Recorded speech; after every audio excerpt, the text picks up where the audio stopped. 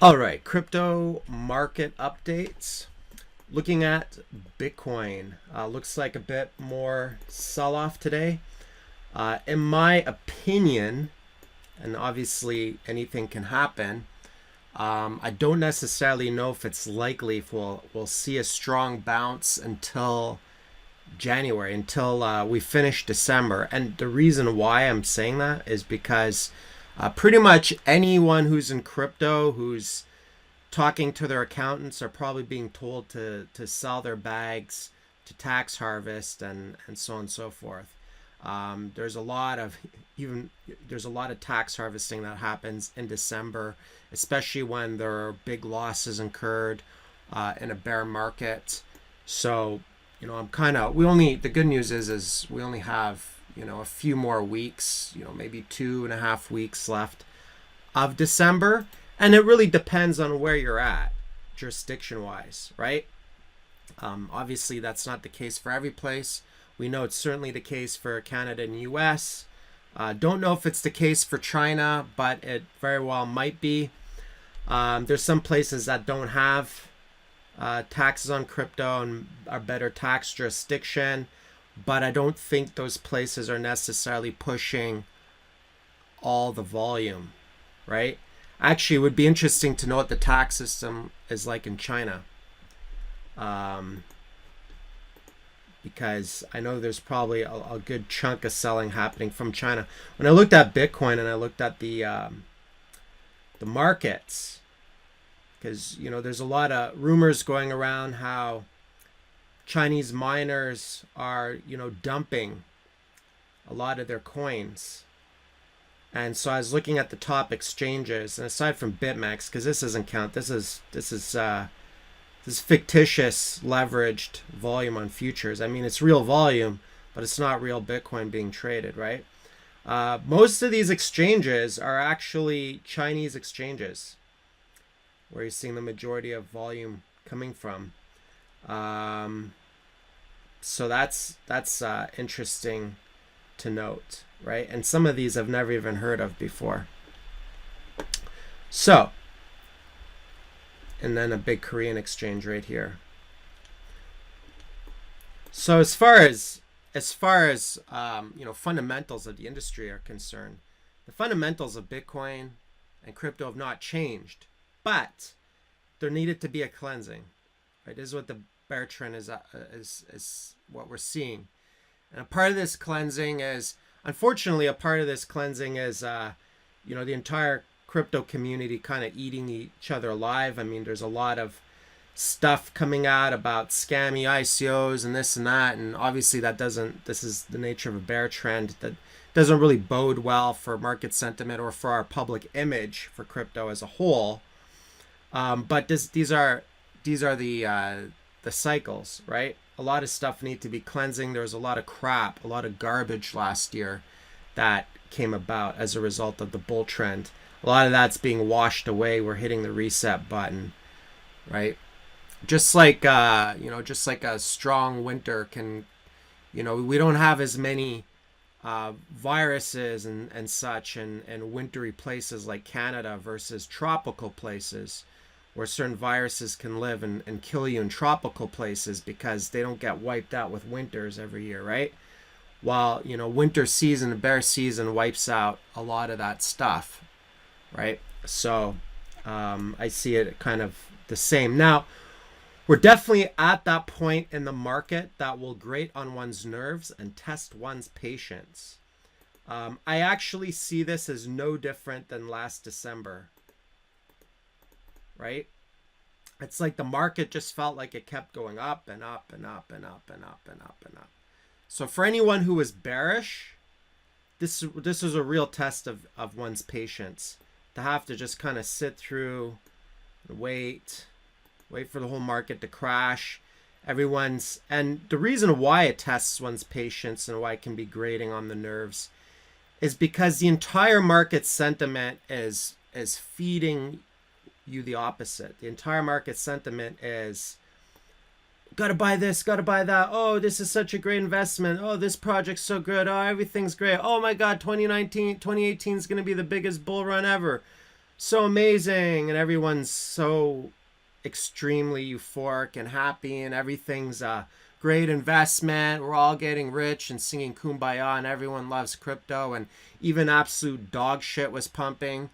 And when you're kind of just sitting in cash waiting, that stuff kind of gets annoying, right? As far as being a contrarian on market sentiment. Well, now we're in the opposite, right? Now it's like everything's a scam, crypto is crap, everything's a pump and dump, everything's this, oh my god, it's all shit coins, blah blah blah. Could it go lower? Yes. Market just keeps dumping. Is the dumping ever going to end? We're going to zero. We're going to $100. We're going to, and so to be a contrarian and to start buying and accumulating and even the spiral of death and even to be bleeding out a bit, right? Just like I didn't nail the top or whatever on I nailed the top on some stuff. I didn't nail it on everything. Just like I didn't buy the exact bottom or whatever. Admittedly, I probably jumped in a little bit too aggressively too soon at 5K. I should have let it bleed out a bit more. I thought we'd at least get an initial bounce off of this area, which we didn't. So I'm playing the waiting game, still doing my plan, still buying more. If it dumps down more, I'm still going to buy more. In fact, I was thinking about this. I was looking at the market, and I think my next batch of orders, I'm going to tighten it up. Instead of like from 2 to 3,000, I think I'll tighten that up from 2,000 to 2,500. I'll tighten up that range a little bit just so I make sure to keep enough dry powder for the lows. And so if you kind of look at the breakdown on that, eventually, I mean, look at a chart. Obviously, nothing's guaranteed, and maybe this is the one occasion where the market just dumps in a straight line and doesn't have a bounce, doesn't have a retrace. Maybe, you never know. Maybe there's a small percentage chance. But if you look at the chart, there's never been a dump in the history of Bitcoin, bull trend or bear trend, where you didn't have a retracement, where you didn't have a bounce, you didn't have a zigzag. There's never been a point in the history where anything is shot down in a straight line on Bitcoin and just stuck. That'd be like equivalent to the market dumping here and then not having this bounce, eliminate this bounce and this bounce and this bounce, just dumping here and then going in flat line. The only time I've seen that in crypto is if a coin gets delisted and dies, or in the stock market, if something's going bankrupt, right? Like, if you have a project like, what was TRST, I think that was a big delist. Well, shit, I stand corrected. Even that had some bounces, but let's look at the... But in general, though, it didn't really, right? In general, in the larger time frame, it just bled and little tiny bounces, but just kind of stuck to the floor like a wet rag, right?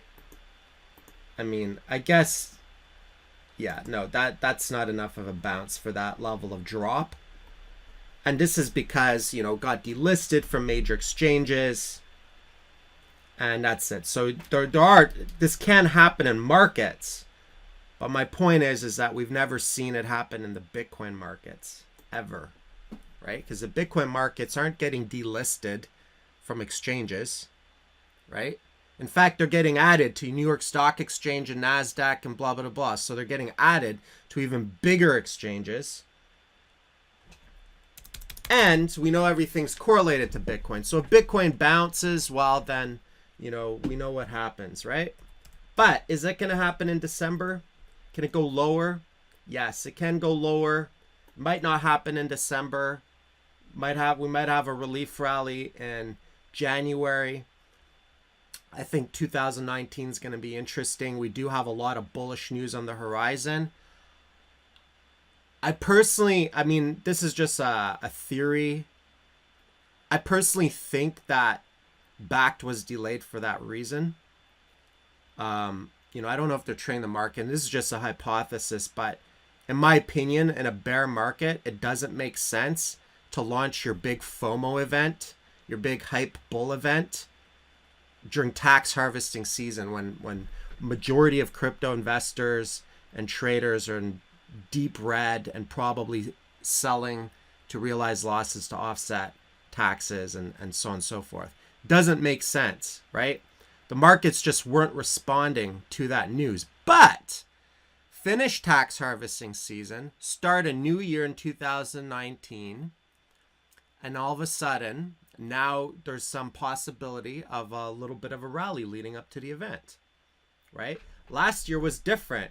People didn't have losses, a lot of losses to harvest. Last year it was all everyone's getting rich and you're getting left out. All your friends are rich and you're a loser. That's what last year's market sentiment was like. So just and then everyone saw that and they're like, oh, I want to get rich too. I want to get rich. Let me just toss some money at the wind and just get instantly rich, right? So that's what caused this. And then it was leading us. So it was a big hype event too. Oh, Bitcoin futures, right? And also I mentioned this before, cash settled futures, excellent for shorting, right? You short, it's all selling cash. You're not getting delivery in Bitcoin. Guess what? It's better for shorting than even BitMEX because BitMEX is BTC settled futures. So you could short on BitMEX, but you're going to get your profit on Bitcoin, and Bitcoin kept dumping, right? Whereas cash settled, excellent product for people to short, financial institutions, and so on and so forth. Now we're moving into in the new year Bitcoin settled futures. Well, that's perfect for accumulation. If institutions want to get some exposure, if they want to accumulate, they're going to have a product for it, right? They'll have a product specifically designed for it. I think it's poetic that investment products are being created specifically for the market that's right in front of us to take contrarian positions against the market, right? And somehow people thought that Wall Street coming in would mean buy my bags at $20,000, right? So, which that's not what it means at all. It could mean just push the price down, short it into the dirt, and then accumulate at prices not seen since the beginning of the bull run. It could mean, we never got in on the cheap prices, so let's drive everything down so that we can actually get in at cheap prices, because we're not buying anyone's sloppy table scraps, because we're not the dumb money. Right? You don't manage. I mean, some just because it's an institution doesn't necessarily mean it's smart money, but that's not how they think, right? They don't think like dumb money, right? Buy low, sell high, buy when everyone's in despair. And I think the media fuels that cycle. The media will keep encouraging people to sell. The media will keep telling you it's dead.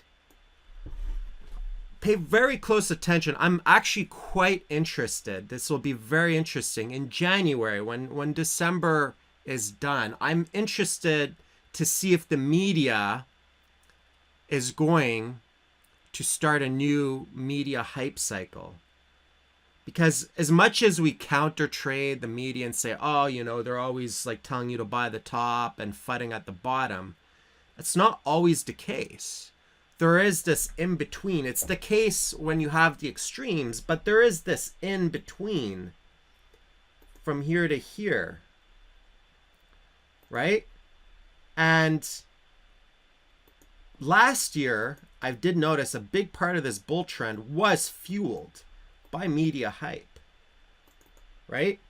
For the majority of the bull season, and I remember the media hype really started around the ETF right here. This is when we started. We got some mainstream coverage for years on Bitcoin. But all of a sudden, you just had every financial news piece advertising Bitcoin, ETF coming, ETF coming, ETF. And then like literally, for the majority of 2017, the media was actually shilling Bitcoin and all things crypto and promoting it to people throughout most of 2017. This is what kept fueling new people coming in all throughout the year.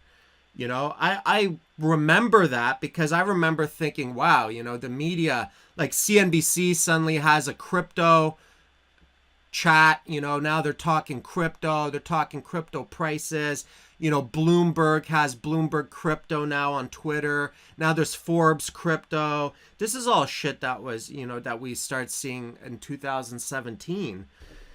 So now we have these really low degenerate prices. And now I'm just in full throttle accumulation mode. Now I'm in press to gas, accumulate this shit as low as I can, and just be patient. That's the mode that I'm in right now, right? So, speaking of accumulation, and this isn't going to play out until we complete another market cycle. Then we could stack all the chips on the table and count the chips. If this battle was worth losing or not, right? Or losing a few battles along the way in this process. Admittedly, from the third quarter of 2000, and this is why, a lot of people, they say, okay, well, I want to make X amount every day as a professional trader, or I want to make X amount every month, or consistent income. This is why I think it's usually better to measure things out quarterly and also annually, right? First 2 quarters of the year, I traded this market like an absolute rock star, right? Third quarter of the year, I tilted. Market was flat, market was choppy, it was grindy. When you have to analyze it every day, there's over analysts, over analyzing. Guess what over analyzing leads to? It leads to over trading, right? Over analyzing, over trading, boredom. It's like, oh, well, and then with that, all of a sudden you start trading it, and then you start to over analyzing, you start to think of things for confirmation bias, right? So now my analysis starts to think of reasons why it's going to be bullish, and maybe we're in accumulation and this and this and that. Obviously, I was wrong, right? I was wrong in my analysis, my Q3 analysis. I was completely wrong. Overanalyzed things and probably over traded, right? So I tilted, right? And that's the mistake that I made this year. That was my mistake. And so as a part of being a trader, you also have to own your shit. You can't make excuses for it. You have to actually look at what went right in the year, what went wrong in the year, so on and so forth, right? So for myself, this is where I went wrong in this flat stuff. Why did I go wrong? Because I absolutely hate choppy markets, right? I have a hard time trading choppy markets. We call them choppy markets because you get chopped up, right? One of the reasons I stayed away from leverage trading, because you get, not only can get chopped up and leverage trading, you can get absolutely liquidated and lose what's in your account on a bunch of BS moves. You could get liquidated being long and short. Obviously, Chris did post in the room a short setup for a possible breakdown scenario, whether he shorted or not. He showed the setup, right? And the first target being 4K, and that would have hit, and so on and so forth, right? So there was opportunity there to short. So now we're in Q4 of this market, and now I'm just I'm in accumulation mode leading up into 2019. That's my plan. And when we hit a bottom, I want to be there. I want to be buying, right? So this is why it's important to always, for me anyways, it's important to make sure that I still have some cash available for those lows. Even if we never hit them, I'll be okay with that, right? I'll be okay if we never hit that, and if I never have to use that cash, I'll be fine, because it means what I have now will be satisfactory and will turn green. So I'm okay with that. But if we do go down that low, I think it's very, very important to make sure one has dry powder available, right? And I probably went a little too hard in that 4 to 5K range, but I particularly went hard on BTC, which can be used as dry powder as well. And I think my biggest mistake in 2018 was I have no regrets accumulating XTZ above $1. In hindsight, I would have done so regardless, because you never know if it's going to break down or reverse. But my biggest mistake was being impatient and going in too hard, too heavy above $1, right? I'm still buying at the lower levels, and I'm going to, have a doubled my position size than I originally intended. But, I would have that much more XTZ had I not gone as hard in this flat kind of, and this is the insidious thing with a flat, choppy market as a trader, especially when you overanalyze the flat and the chop. You see this flat, you see this, accidental whale. Oops. Somehow out of this whole process, I ended up a Tezos whale. Actually, I kind of wanted to be one anyways, but now I end up having even more, right? Which, so be it. Yeah. What was I saying? Now this is the thing. This is the insidious thing with a flat market, right? When the market's flat, you look at it, and then you see stuff like Tezos that hasn't had a pump cycle. You see it's flat, and you start thinking, "Well, I'm bored with this market. I need to. I'm gonna start accumulating shit to feel productive, right? to feel productive, right? And sometimes one feels like buying stuff and doing some crypto related things is being more productive. Well, in hindsight, we know that when a market's flat and choppy, that's not the most productive thing. So that's kind of like a review on what my year's been like. Like I said, first half of the year was absolutely great. We had the perfect volatility. We had that 10K bounce, that 6K bounce, which was, best trade of the year. This bounce, which is great. This bounce was good too, except I should have closed and started tilting. And then all this sideways chop, and then this bull trap, this absolute bull trap. This little bull trap here is what got me, and I kind of started to smoke hopium on this bull trap, right? Because it was like this $1,000 candle, and I was like, sweet, Bitcoin's back, so on and so forth. That's the kind of action I want to see in Bitcoin. A 1 week $1,000 candle, I think it was like in a day or something. That's how big that candle was, right? It's like, yeah, this is the type of action that I'm looking for. And so when you look back, when I look at the TA of this market, the one thing that I consistently said was I need to see a retest of a lower high, right? Basically said there's no confirmation of a reversal until you at least get a retest, because it was all lower high, lower high, lower high, lower high, lower high, lower high, lower high. We're still in lower highs. And then because of my confirmation bias, I saw what I wanted to see, right? Even though it only happened on all the USDT exchanges, it didn't happen on regular USD. I wanted to see a reversal here. I wanted to see that, right? So that's confirmation bias. Now, what would I look for in a reversal now? What would convince me that the market has shifted gears? Well, I need to start seeing some higher highs. Simple on the 1 week. It's pretty simple. Same thing I've been looking for all year, some higher highs. We have not had one single higher high in all of 2018. Right?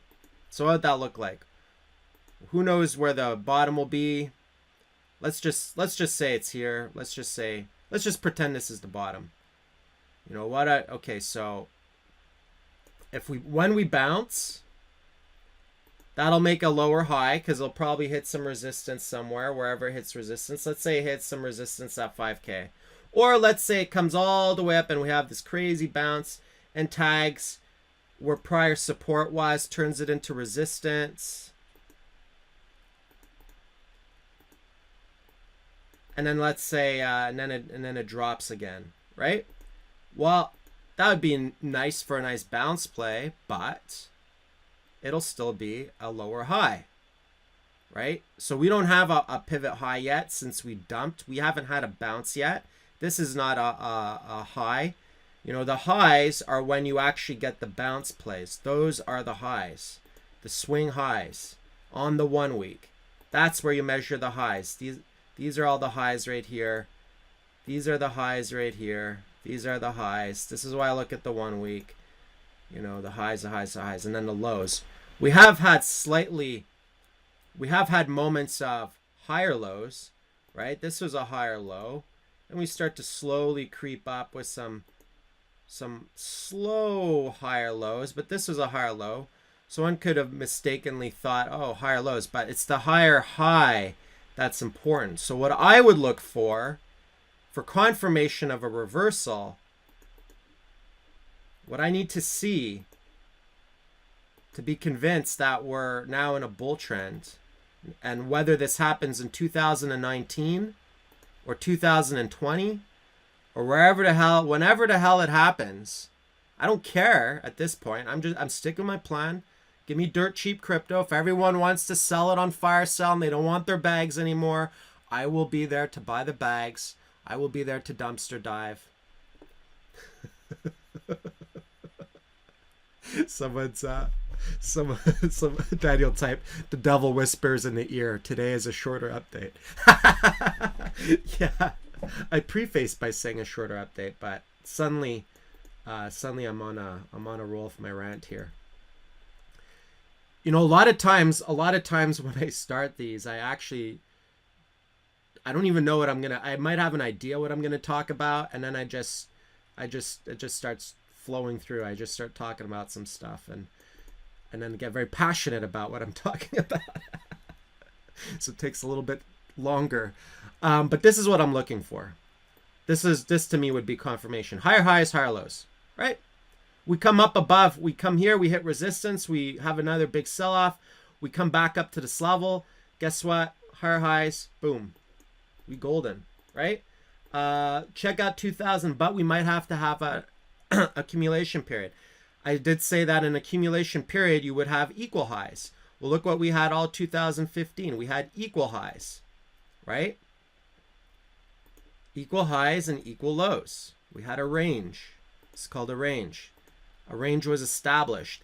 It was only when we broke out of that range, produced the first higher high, which was a mini parabola, retested for a lower high, a higher low, my bad, and then which was a throwback of the range resistance, then suddenly the bull trend was confirmed. We're back in a bull trend. Yet this is the first phase of the bull trend. So right now we're like right on this bleeding edge here. So like knife catching aside, like I'll jump in front of any capitulation, but it doesn't mean that we're just gonna, you know, capitulate. And like there was still a bounce play on this capitulation. It was still fairly beautiful bounce play.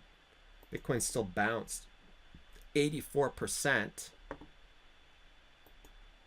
but we haven't even had an equal high yet at all, right? So we're still obviously in a technical bear trend, but you know, I was buying on these capitulations as well, even without confirmation and all that stuff, because I like buying bloody markets. The cheaper the better. And, you know, it could have waited or whatever. And, you know, still, for anyone who's new to crypto, 11-month accumulation was a blessing, right?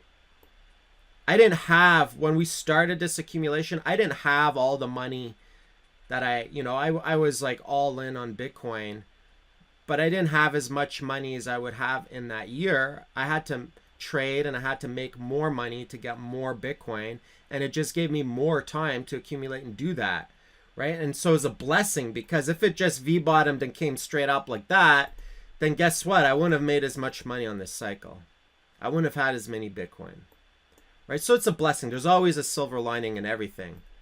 If one is completely new or looking forward to accumulation on the next cycle, or just trying to build their stack up, their portfolio, so on and so forth, then a prolonged accumulation period is actually a good thing, right? The longer one has to do it, the better. The more time one has, right? So there's always a silver lining for you know, big swing traders and so on and so forth. Might not be the most exciting market for swing traders. 2015, you know, we were trading, but it was a real nosebleed market as far as trading is concerned. It was like 2014 was even better trading than 2015 because the range was so tight, and like you had crap like Litecoin just scraping the floor for months on end, and crap just scraping the floor doing nothing for months on end, right? Like that's great for investing, not the best for trading unless you're into the leverage game, the futures game, and you're good. You want to play the smaller time frames. You want to trade on the hour charts. And I'm not knocking that. If you're good at that, then do that, right? It's no longer my shtick. I used to do that. I prefer the 1D, the 1 week. That's just me. It's more of a time thing too. Doing that also requires like endless hours staring at your computer and, you know, sitting on your butt staring at the computer all day trying to you know, take on high risk, trying to figure out, you know, trading on leverage and so on and so forth, and right. So it's a game that's very good for stuff like futures market and stuff. In my opinion, though, I'd rather accumulate on spot and just hold until the reversal. That's kind of my big game plan. Why spot? Can't get liquidated on spot. And why just accumulate? Because I want to trade at market cycle to market cycle again, but do things a bit differently than I did the last time, right? So that's kind of my plan. Now, speaking of accumulation, I'm researching Cardano more, and I think it's going to end up on my accumulation bucket list. This is a project very, very similar to Tezos. It doesn't have as many features out yet in the wild. This is one of the reasons why I bet heavier on Tezos, started focusing on Tezos. I think these two will be competitors. They're very similar. They both want to use a similar proof of stake model. I mean, the thing is like Charles, who founded this project, I think he pretty much just kind of copied the Tezos project when he launched it. The reason why I say that is because the Tezos white paper came out in 2014, right? So it kind of beat, like he kind of beat him at the punch. Yeah, you can delegate. I don't think they have the delegation proof of stake service out yet, though. They don't have it yet, right? So whereas Tezos does, I don't know. I'm still researching it. Or they don't have it where you can stake it from a hardware wallet yet, I believe. Maybe they have the proof of stake out. But, you know, there are some differences, but they're going to be very similar. They're both going to be smart contract platforms. This has a hard cap to it. I still got to do more research in the fundamentals. Like, I do know of the fundamentals of Cardano, but I didn't do a really deep dive like I did with Tezos. So I still have to do a deeper dive. This project was in the wild a lot longer than, so rather than making sure that they had all the features of their network out before they launched it, I think they just kind of launched it as like a very basic generic blockchain first to get it out across more exchanges. So it has more liquidity because it's on more exchanges, because it was listed as a tradable token a lot earlier. Right?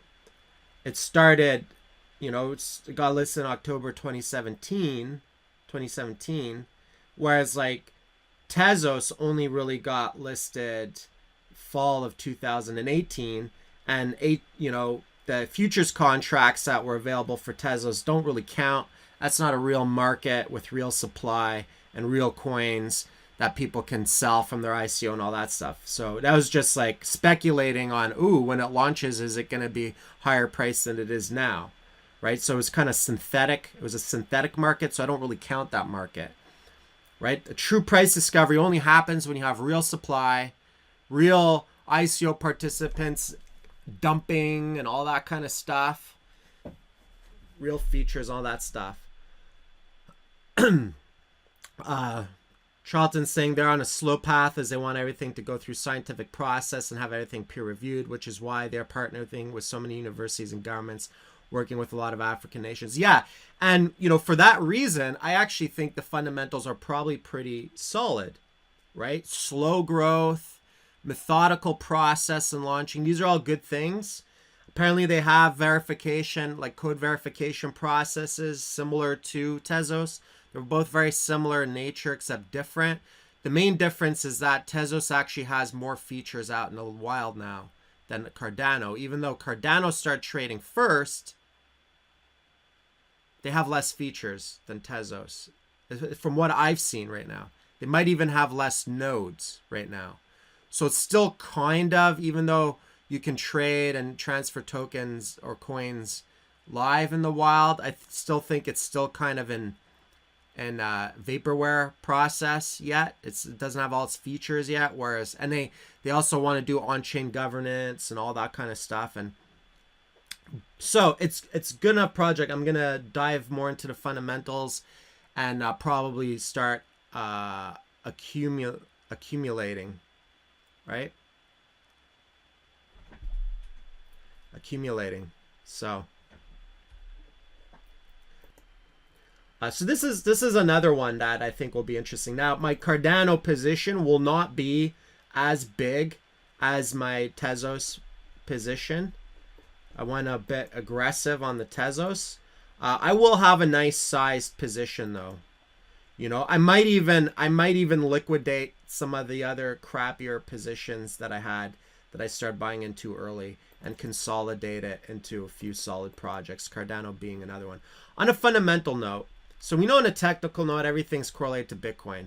So as long as everything's correlated to Bitcoin and its market cycles, the fundamentals on a lot of projects don't really make a shit difference. Having solid fundamentals right now is not going to make one's bags pump or anything like that. It all needs the blessing of Bitcoin. But where the fundamentals come in right now is when you have really, really dirt cheap, degenerate prices, and you see that a project has a good possibility of surviving to the next cycle, and that it has a possibility of being a big player in the next market cycle.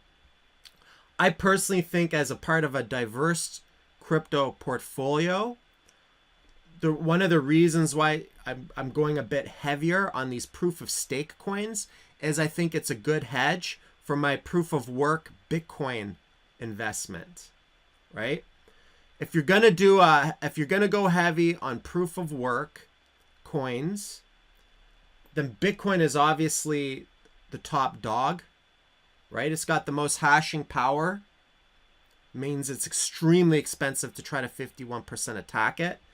If you're going for these smaller coins, a lot of them are actually very weak. A lot of smaller proof of work coins can be attacked with pocket change, right? The biggest non-ASIC proof of work coin right now is Ethereum. And then I think once that changes to proof of stake, I think in 2020, when Ethereum turns proof of stake, we're probably going to see a lot of POS, proof of stake FOMO. We might even see them integrate features from Cardano and Tezos. Cardano and Tezos, I'll say Tezos specifically because they have their system out in the wild now. No, ADA is not a masternode. Tezos is proof of stake 3.0, right? You had 1.0, which is just generic proof of stake, led to a lot of problems with high centralization amongst whales. Then you had this whole BitShares type model, delegated proof of stake, which is like a 2.0 model of like, hey, have a handful of delegates that you can vote for to get all the mining rewards, and your vote counts. Well, that doesn't really sound very, that led to problems too. That's centralization problems too. That didn't really appeal to me. Now we have this new delegated proof of stake. I don't even like using that word, delegated proof of stake, because I think it's misleading because it makes us think of EOS and BitShares. I like the new term liquid proof of stake. That's like a 3.0 proof of stake model, which is, guess what? Everyone gets to share in the rewards. In fact, there's no coin projects out there where every single participant can easily and cheaply participate in the rewards, get a slice of the pie for the amount of coins that they own without committing a ton of money to hardware and all this kind of stuff, right? So I think it's a good model. I like it. It goes back to that one node, one vote type of thing, or now it's like one coin, one vote type of thing. Kind of goes back to that model. I like it. I think it has a future. It's also a hedge in case proof of work hits some serious walls, right? Like we got to see how the mining curve. So far, Bitcoin is the most tested network, time-tested, secure network that exists. Doesn't mean it won't have its problems, right? And we do have a serious problem of mining centralization. That is a big problem right now, right?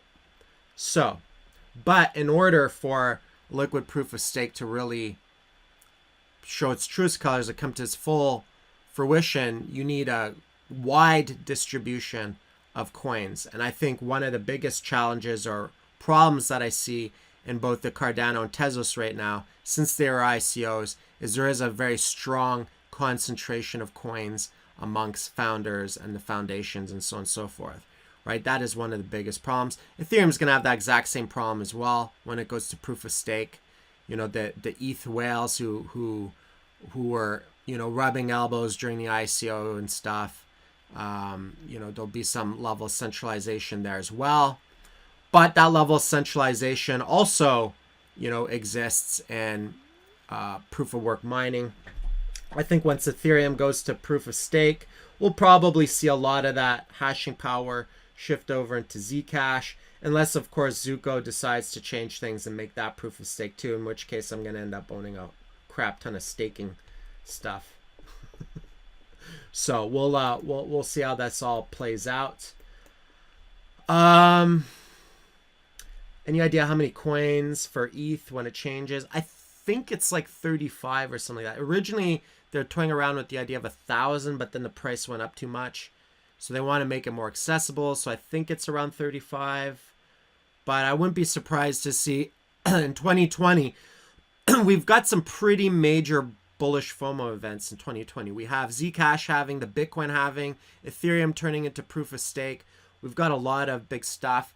We've got some bullish events in the Q1 of 2019. So this is where, in my opinion, the best time to invest and accumulate is when of known bullish events on the horizon that are timed in. I don't believe anything's priced into the markets. I'm not a fan of fair market hypothesis. I don't think the markets are rational. I don't think everyone in the markets are rational actors. I think everyone is very emotional and the markets are very volatile. And the hypothesis of things being priced in means that you can't beat the markets and that you always have the fair market value no matter what. I believe that you can have things that are undervalued in the markets and that those undervalued things can be exploited by buying in cheap, buying in low, and then waiting for the markets to catch up with fundamentals.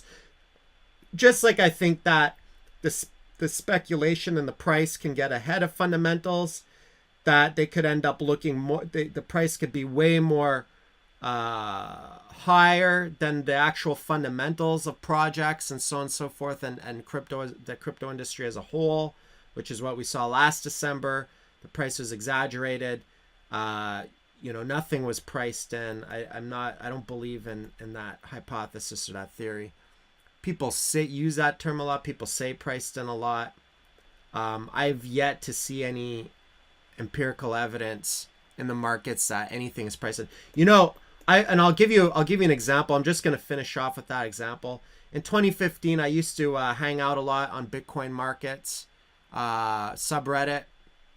We'd speculate on the markets, and I used to write stuff saying that I believed we're in accumulation and that was bullish and that the Bitcoin halving would be bullish and all that stuff. And I used to get a lot of people arguing with me and saying, no, it's priced in. The halving is priced in. And I'd be like, what the hell do you even mean by that? And they'd be like, oh, you can't beat the market. It's priced in. All known events are priced in, blah, blah. Sorry, priced in the price. I was like, really? Well, okay, you go ahead with the price and I'm going to keep buying the shit at $200.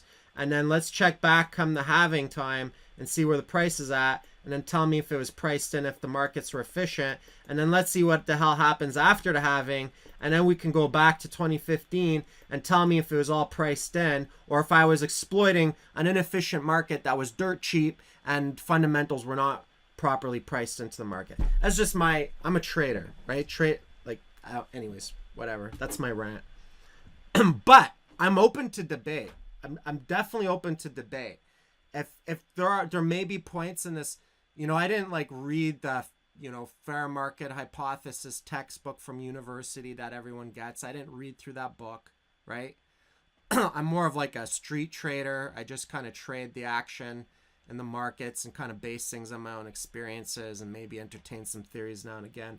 But if someone's a huge advocate of that stuff and they have some points, if I'm misreading that, or if there's something I missed out on, feel free to tag me in a debate on in the general chat. I'm not closed-minded. I'm often, I'm wrong, on things, and I will revamp my own hypothesis and perception on theories and stuff like that. If someone can prove me wrong on that and show me where I erred in my ways, then I will be open to discussing that. And I'm of the mindset that one can actually have healthy debates as a means of exploring theories and redefining one's own personal perception on things in order to grow. And sometimes debates are healthy, and sometimes having one's own viewpoints is healthy because this is how we grow. Our views should never remain static. If we make mistakes in life or in the markets or in our hypothesis, then the best way to grow and evolve is to acknowledge those mistakes and move on. Right? That's how it's done. That's how you get better at trading and investing. Right? And mistakes are part of the learning process. So if anybody feels that I'm wrong in my hypothesis on how I think everything's priced in or whatever, how I kind of think it's crap, I'm open to that because there might be something I'm overlooking. So far, no one in 2015 kind of convinced me of that hypothesis. But that's just that. Anyways, there's my long-winded 1 hour rant on crypto. I'm just playing the waiting game right now, and Cardano's on my radar. I'd like to maybe accumulate some Cardano. And like I said, if Ethereum can hit sub $50, I'll be an ETH believer again. I'll put Vitalik on my shrine, little Lord Vitalik, on my shrine. And EOS, I will never invest in EOS. I think it's a pile of crap.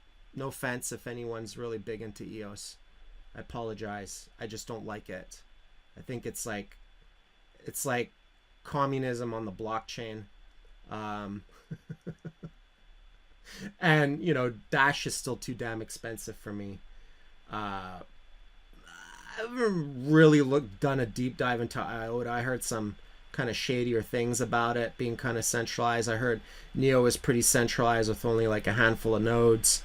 Doge is like some market cycle joke coin. I love it, but you know, I'm not going to invest in it unless it goes below. I'm never really a Doge investor, really. Although I still have a paper wallet from 2014, so I guess I am kind of a Doge investor. It's more of a trophy wallet than anything. I started tinkering around mining it in this first couple of weeks, so that was kind of fun. Ethereum Classic, yeah, it's good. It's good. I have a bag investment wise. You know, might be a contender once Ethereum goes proof of stake. Stellar and Ripple, I would certainly buy some, but not at these prices. Bitcoin Cash, you know, and Bitcoin SV, I think are piles of crap. I'm not an investor. Probably some good trades in there. I did miss some good trades. Litecoin's just a clone coin. I use Litecoin as a if I want to buy something in crypto, or transfer money from one account to another, I use Litecoin. I use Litecoin like I would, you know, pocket change, right? Because I don't want to incur taxes, right? I can't use Bitcoin anymore as a currency. Taxes have ruined Bitcoin for me as a currency. I can never use Bitcoin as a currency anymore. Every single time I use Bitcoin as a currency, I get dinged on taxes, and it messes up my accounting, and it's a pain in the butt because I have to use cost averaging and stuff. It's just a real nightmare. Just basically like, I don't know, I have to spend months every year just on accounting, which is a real pain in the butt being a trader because of that. You know, Tether's for, you know, hedging. Tron, admittedly, I haven't looked into that enough. All I know about Tron is that the founder loves making announcements of announcements, and it's a meme. Monero's cool. I like Monero. I can't be a Monero investor at $42 still because, you know, I was trading it at $1. So I just, you know, once you like buy or trade something at $1, you can't really, I don't know, for me, it makes me cringe. I can't buy a 43x multiple of that, just myself. New Economic Movement, I would trade it, but Dash still, again, you know, $1.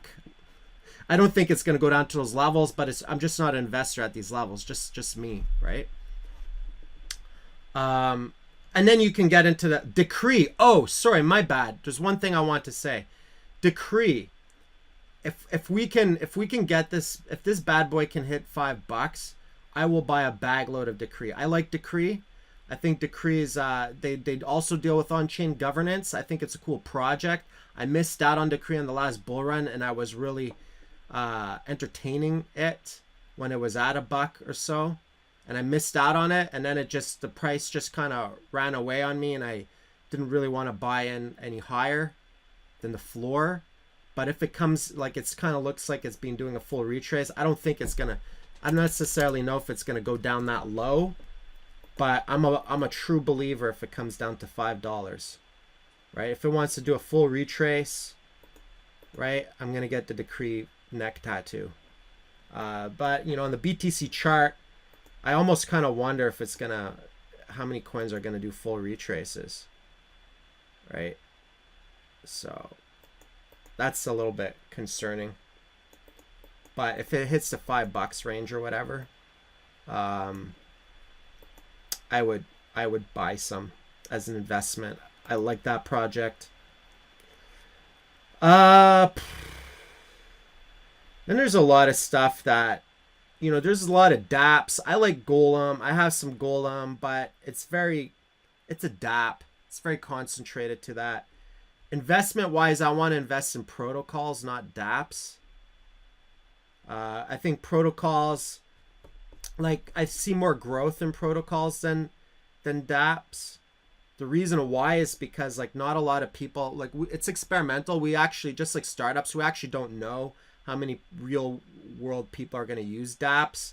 But we do know with an ecosystem, a blockchain like Tezos or like a Cardano or whatever, we know it becomes the birthing grounds of multiple dApps and other tokens, right? That's why the Tezos ecosystem's still so new and so low and cheap and stuff. It hasn't grown yet. Wait till you start seeing a bunch of tokens on CoinMarketCap that originate on Tezos. So people start trading Tezos type tokens, whatever its standard is, whatever its version of ERC20, or whatever its version of security tokens, STOs will be, right? Then I think it'll start to compete and shine, right? Just like Ethereum did. There's so many tokens that are just built on top of Ethereum, right? 10x or whatever, a whole bunch of them. Anyways, folks, yeah, I still have some poly. I might scoop up some more poly investment wise off the floor. I know they want to really get it. I think STOs will be big in 2019 and 2020. I think we'll see an STO boom like we saw an ICO boom, probably in 2020, where you'll get real equity in real companies, which is a good thing, right? STOs. Anyways, that's my thoughts right now. So that's where I'm at. That's my thoughts. Nothing has changed in my plan. There's probably some other projects, maybe smaller cap projects I need to research more fundamentally. I won't go in super heavy on a small cap, but some of them might be worth having for the next cycle.